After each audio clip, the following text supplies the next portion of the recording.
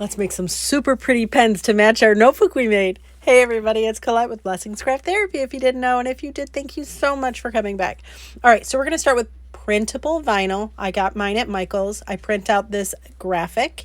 I made it in Canva. The measurements are 4.5 by 1.5. I'm using InkJoy pens. Now we're going to take the pens apart, just unscrew the bottom and get the insides out. Then we're going to take that clip and twist it off. You've seen me do these before, but I love them so much. So then you're going to sand off all of the nubbies, okay? You can use a sanding block. I was using one for a nail thing. Now I'm showing you my little contraption I make for using, I just put my pens on those to dry. I wipe down my pens with some rubbing alcohol, and I'm going to cut out my graphics. Again, I made my graphics in Canva, but I do have this in my Etsy shop.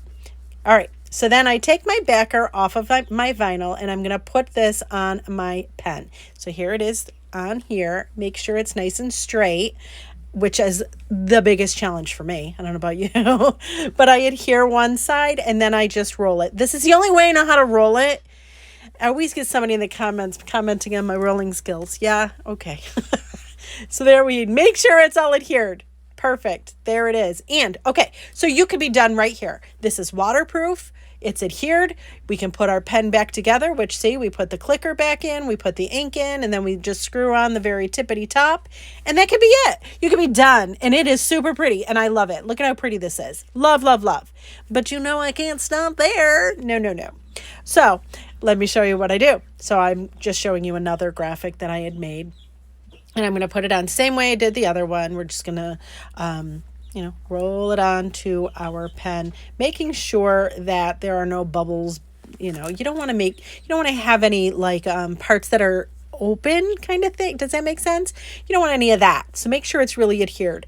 I usually, when I do this, I put a little bit of heat to it. So I use my heat gun and I just heat up my vinyl just a little bit to make it adhere better.